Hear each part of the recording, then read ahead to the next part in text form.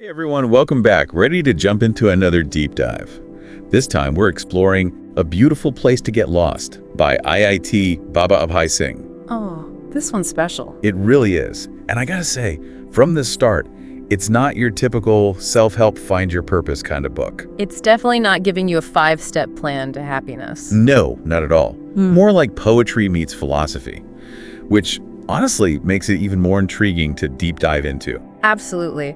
What really struck me is how the book kind of avoids giving you those clear-cut answers. Right, like it's not about finding the answer, more about the process of asking the question. Exactly. And it throws some really powerful questions out there. Like right off the bat, it asks, can a place exist without right and wrong? Whoa.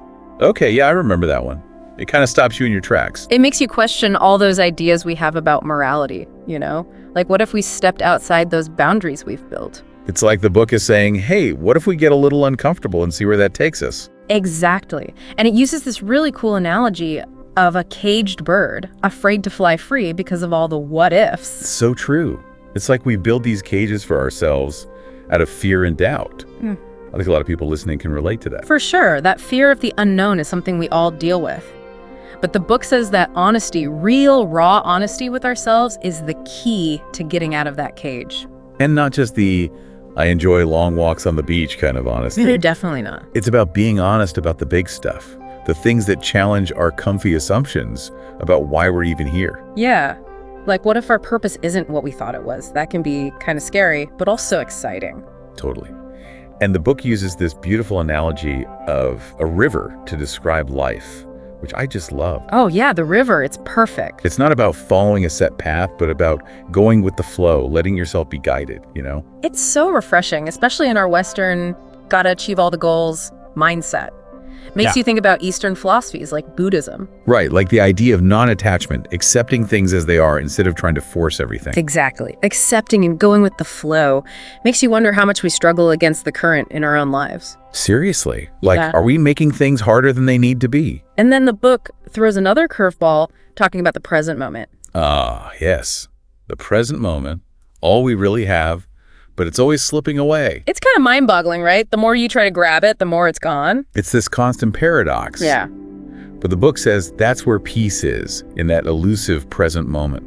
It's about accepting that it's fleeting, not clinging too tightly. But hey, this deep dive isn't all heady concepts and paradoxes. The book's also deeply about love. Oh yeah, definitely. And not just romantic love either. There's this line, love exists where there is no I and no you. Just wow. Love without those boundaries, without separation. Beautiful. Yeah. Like it goes beyond our individual selves. You see this idea in a lot of spiritual traditions, actually. It's not just a feeling, it's like this unifying force breaking down the walls between us. Right. It's about realizing we're all connected. And the book also says that giving love actually makes it grow. It challenges that scarcity mindset we often have. you know? Like there's only so much love to go around. Like a pie, and we all gotta fight for a slice. Exactly. But the book says that's not how it works. The more you give, the more there is. Which honestly is a pretty hopeful message. Definitely. Okay, now brace yourselves, because the book gets into how our minds can really mess with us. It talks about the monkey mind, which I think we all have experience with. Oh yeah, that constant chatter, bouncing from thought to thought. Like a monkey swinging through the jungle. Never a quiet moment. And the book doesn't say thinking is bad, it's more about how we try to control those thoughts. Right. Trying to tame the monkey, so to speak. And that's where things get tricky. Have you ever tried meditation or mindfulness? Oh, absolutely. It can really help with that whole monkey mind situation. For sure. You learn to just observe the thoughts without getting swept away. Now, this is where I really started scratching my head.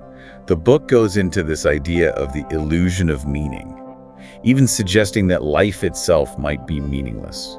Yeah, that one can be tough to wrap your head around. Honestly, it kind of threw me for a loop.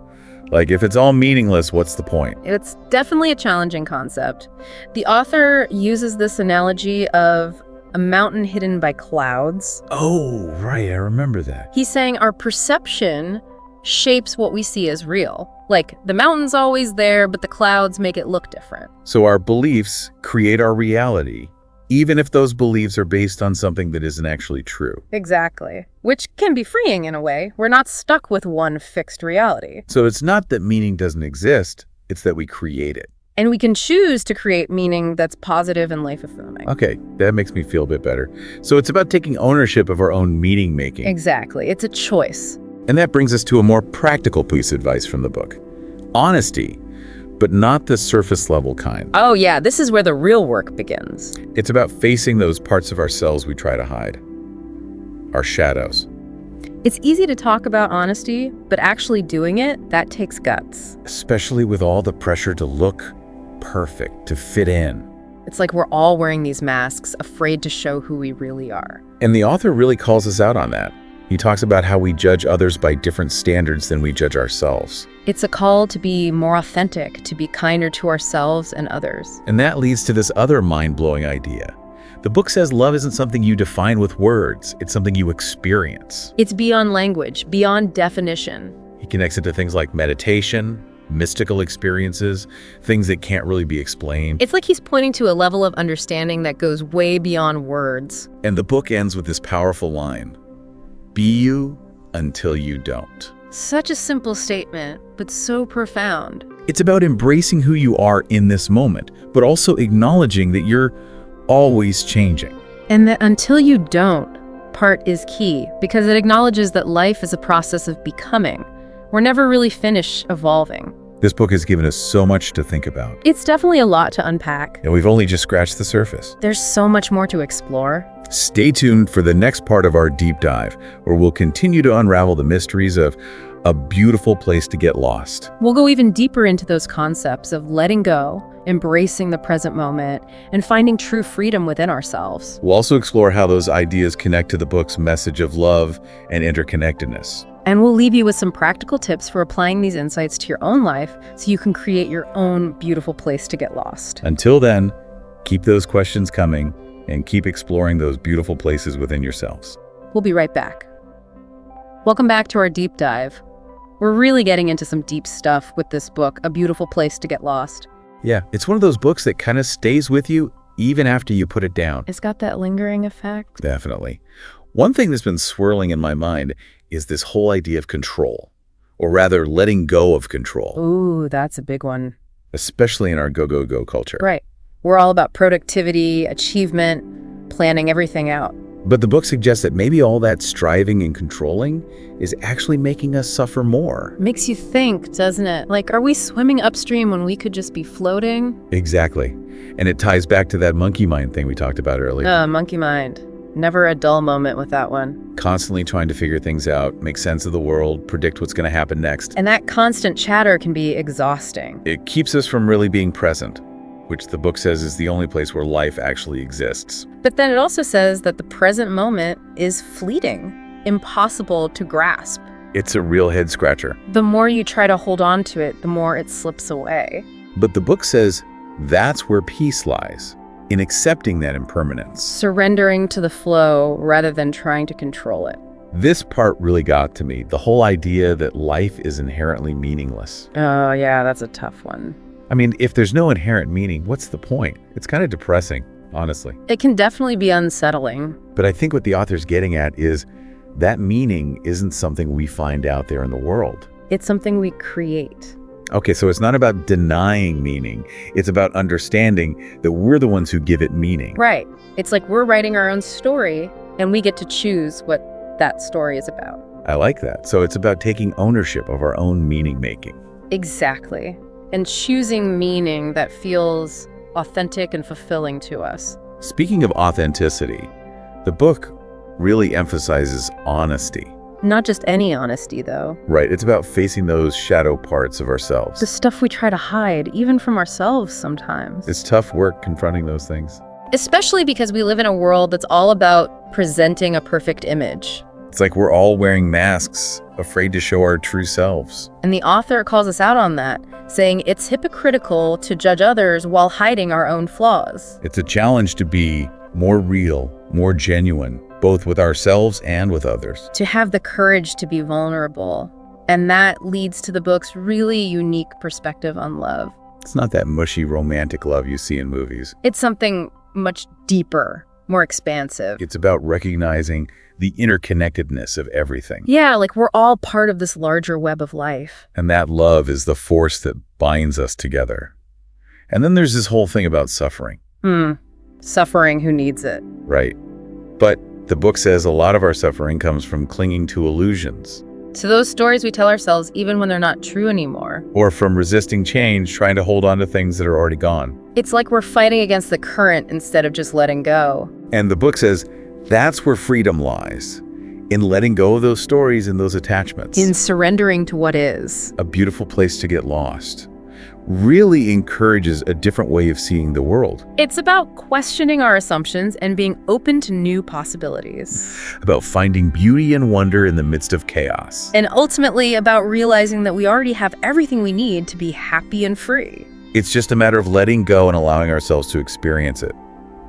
As we wrap up our deep dive into A Beautiful Place to Get Lost, I'm struck by how this book is less about finding concrete answers and more about shifting your whole perspective. It's true. It's like the author takes you on this winding path, touching on all these big ideas, thoughts, meaning, love, and you start to see how they all connect. One thing that keeps coming back to me is this theme of letting go. Oh, letting go, yeah. Letting go of trying to control everything.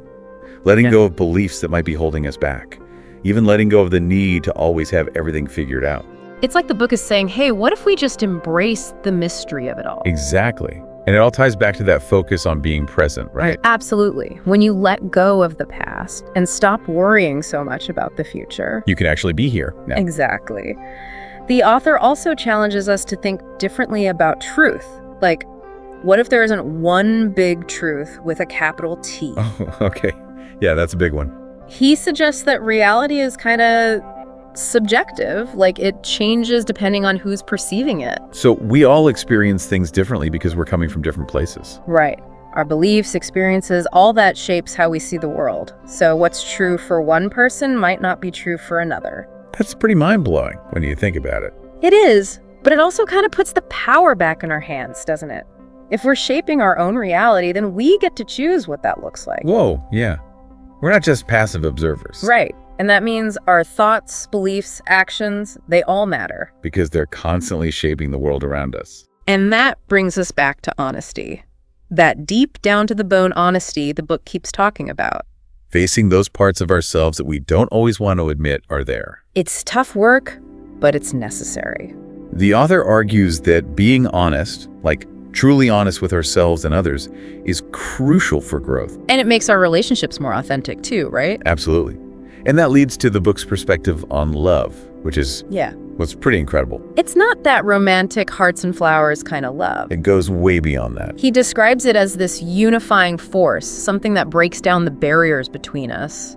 Like recognizing the shared humanity in everyone. Exactly. And it gives us the strength to face the tough stuff. You know, A Beautiful Place to Get Lost doesn't try to hand you all the answers on a silver platter. Nope, it doesn't. It's more like a guidebook for your own inner journey. It encourages you to ask questions, challenge your assumptions, and find your own unique path. And that path, according to the author, starts with honesty, compassion, and a willingness to embrace the unknown. It's a call to live with more intention, more awareness. To appreciate the beauty in the little things. This book has really been a journey. It has. And even though our deep dive is coming to an end, I have a feeling the conversation will continue long after we sign off. I think so too. And we hope it does for you as well. If this book has sparked something in you, pick up a copy. Explore it for yourself. Let its words be a guide as you create your own beautiful place to get lost. Thanks for joining us on this deep dive. Until next time, keep seeking, keep questioning, and keep finding those moments of beauty and wonder wherever you are.